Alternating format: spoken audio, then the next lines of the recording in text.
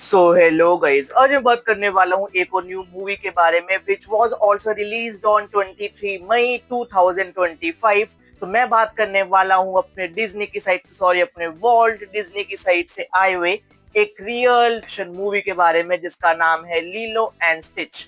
हाँ, तुमने इसका नाम बचपन में सुना होगा, मैंने बचपन में मैंने सुना था।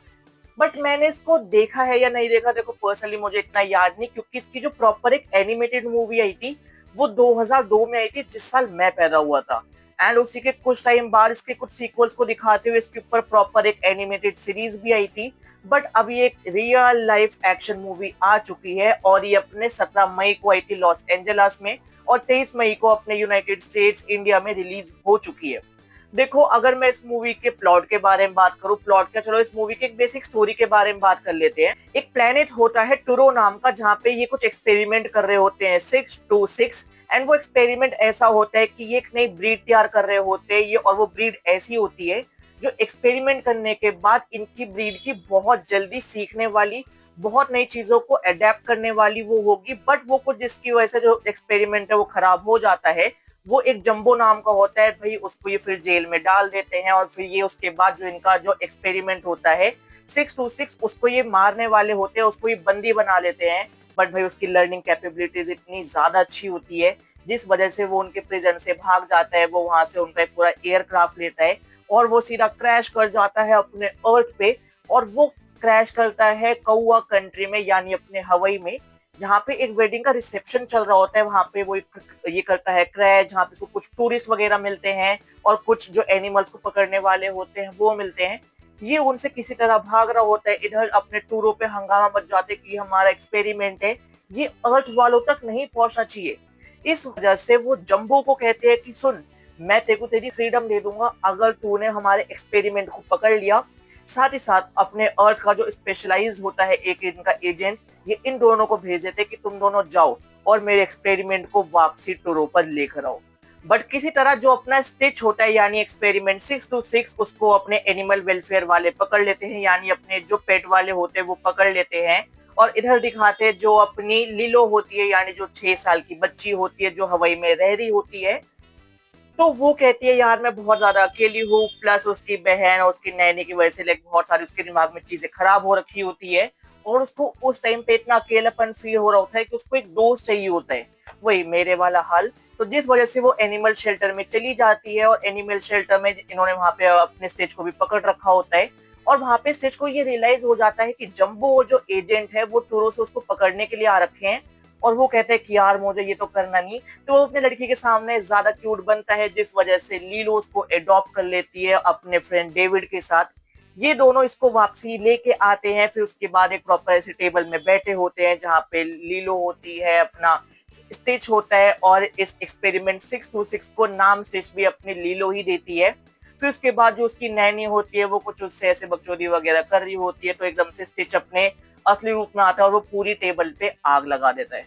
उसके बाद दिखाते हैं जिस घर में नैनी और लीलो रह रहे होते हैं वहां पे एक सीआई का ऑफिसर आता है, और वो एक सोशल वर्कर बन के आता है, क्योंकि उसको शक होने लगता है कि यार ऊपर से एक स्पेस क्राफ्ट तो आया था, और जो ये अपना स्टिच नाम का जो ये पालतू कुत्ता सा इनका जो जानवर है, क्या ये एलियन तो नहीं।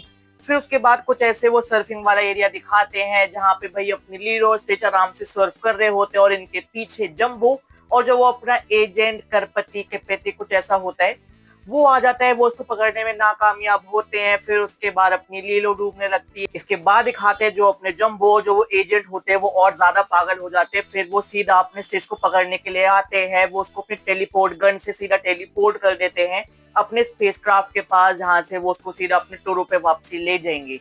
ये चीज जब अपने लीलो को पता चलती है वो आती है, और फिर ये यहाँ पे जो जंबो जो वो एजेंट होते हैं उनको पता लग जाता है कि यार यहाँ पे स्टिच बहुत दिमाग से खेले, ये लीलो को अपने प्रोटेक्शन की तरह कर रहा है यूज।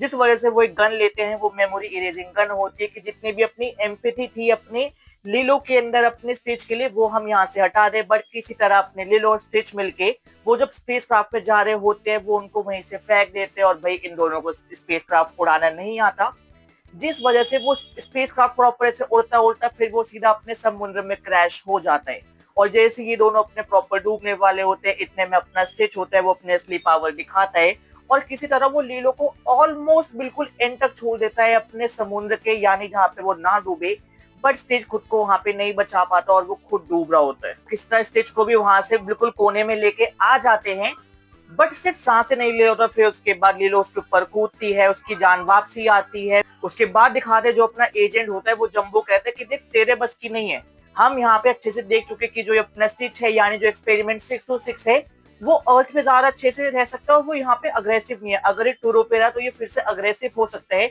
और इसके बाद शायद इसको फिर से कोई लीलो नहीं मिले जो उसको संभाल सके।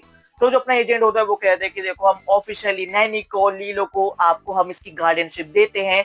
वो उनको अपनी गार्डियनशिप देते हैं और फिर जो अपनी नैनी होती वो अपनी स्कॉलरशिप कंप्लीट करने चली जाती है और उसको वहां पे वो दे देते हैं अपनी टेलीपोर्टेशन वाली गन, जिस वजह से जैसे वो अपने स्कॉलरशिप से थोड़ी फ्री होती है वो फिर से अपने लीलो और अपने सेट से मिलने आ जाती है और यहाँ पे ये मूवी हो जाती है खत्म। देखो इट्स अ ओवरऑल ये बच्चों की मूवी है, बहुत रियल लाइफ ड्रामा एक्शन तुम इसको कह सकते हो और इससे ज्यादा इस मूवी में कुछ भी नहीं है। तो मूवी का रिव्यू गाइस यहाँ पे खत्म होता है। और अगर मैं इसके अदर एस्पेक्ट्स के बारे में बात करूं, सबसे पहले आती है अपनी एक्टिंग। देखो असली करेक्टर्स को नकली चीज को देख के असली एक्टिंग करनी है, so big salute for that.